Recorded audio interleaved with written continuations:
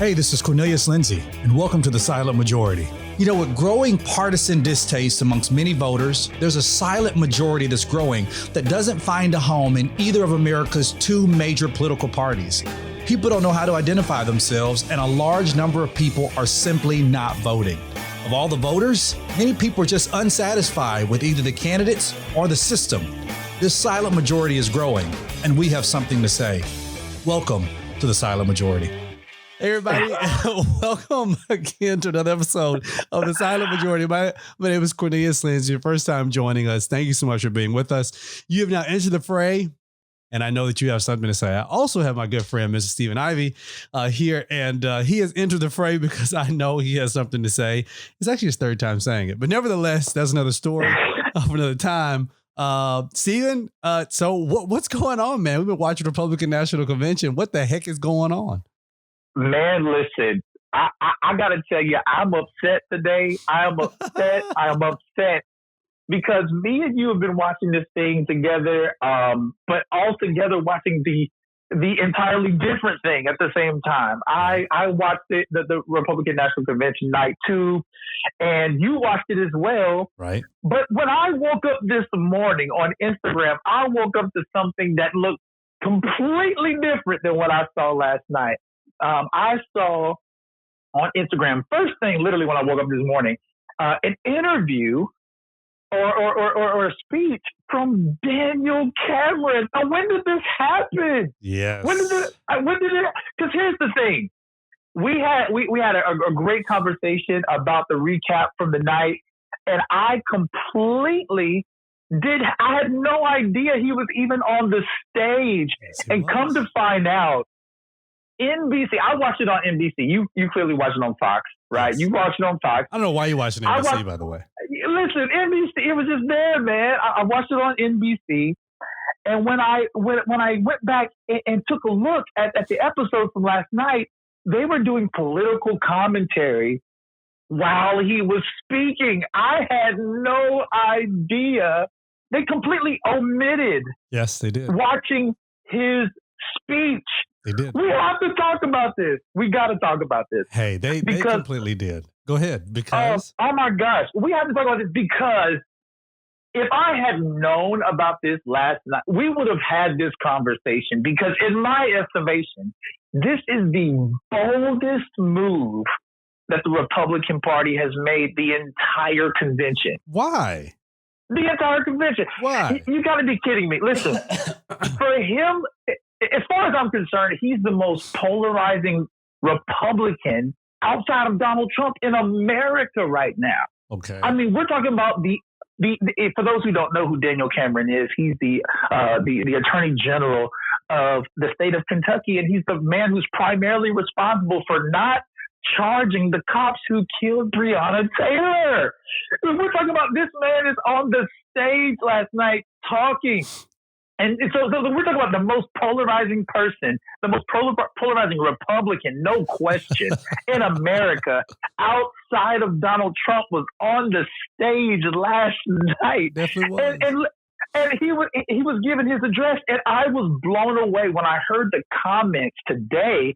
When I was looking at the speech, I was literally dumbfounded. I said, this has got to be the boldest move that they could possibly make, not only because of his popularity, but because of his messaging and the messaging of the Republican Party for night 1 and night 2.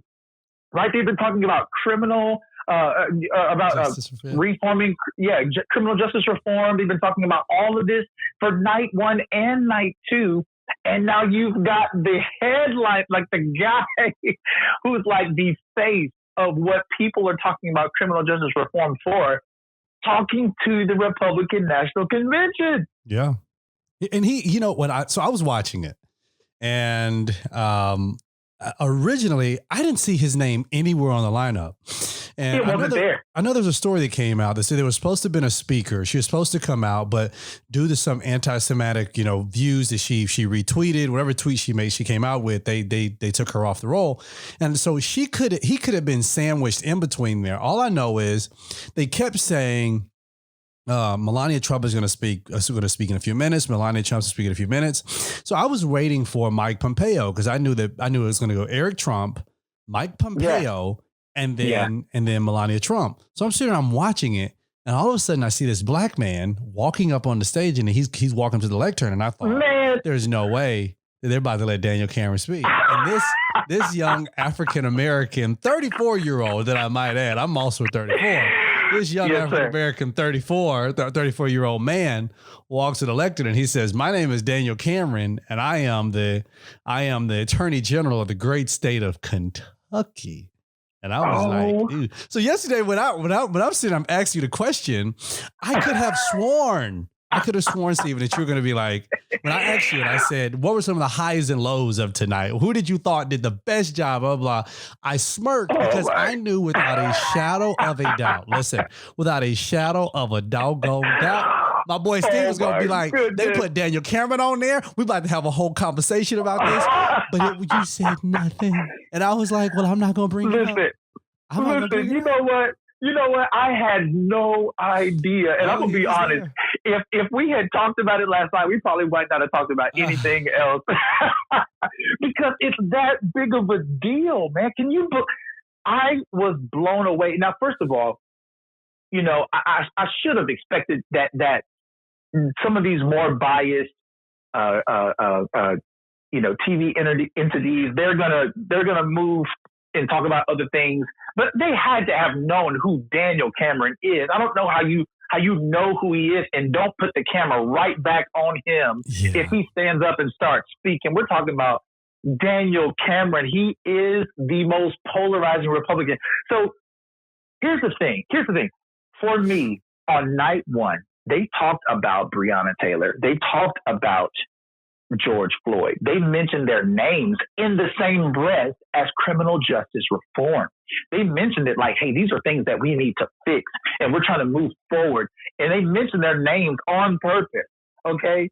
And then the very next night, you've got the guy who's responsible for not taking action on your stage, giving a platform for Donald Trump. Now, that has to be, to me, that looks conflicting. Is that conflicting? Is that conflicting points of view? Okay. Looking at their base, looking at the Republican base, you have to make the argument that the most Republican base, we would say, are pro-police. They back the blue. So when you have an attorney general who refuses to arrest the cops who, in their negligence, I would put it my personal feelings, in their negligence, broke into an innocent civilian's house, an American. I mean, take the fact out that she's black, take the fact out that she's a woman. Let's take the fact that an innocent American broke into her house, bust down the door, and then killed her in cold blood, that he refuses to arrest those individuals because he backs the because he's looking at the facts that emboldens the base that no, we're not going to bend, no, we're not going to buckle. This is a highly televised story. I mean, Beyonce, she quit writing her songs to write a letter. You know, Tina got into it. Her mama. We have the blonde and all. I mean, people have really gotten into this. There have been different riots that have taken place in Louisville. They have. I mean, the protesters have even gone to his house. Come on, someone is. They have been on his front yard. Yeah, they were arrested. He came back and said that he will not bend, he will not buckle, he will not give in to the protesters. That he was going to allow for everything to take its course. So honestly, it falls right in line with the narrative. Now, here's the issue. If the Republicans' goal was to win over those individuals who believe in the concept of law and order, if the Republicans are going to build themselves up as a law and order party, if Donald Trump is going to build himself up as a law and order president, then it cannot be, I'm just going to arrest rioters. I don't want to put rioters and protesters in the same group because they're not. Protesters protest, rioters riot, and looters loot. So that's right. If you're going to be the law and order president, if you're going to arrest rioters, which you should, if you're going to arrest looters, which you should, then you should also seek to allow for justice to be done to those who commit. you could call it gross negligence on the part of the police officers.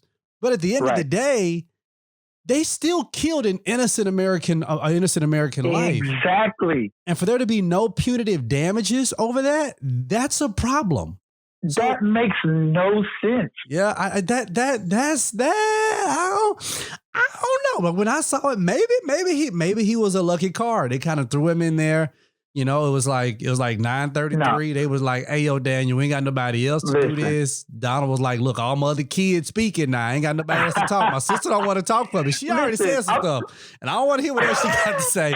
My niece ain't talking. You know, I don't know who else talks. So then you got to come up." He black. Listen, well, he got up there and he said the things that it just flabbergasted me. Like, and I quote, he said, "We will never turn a blind eye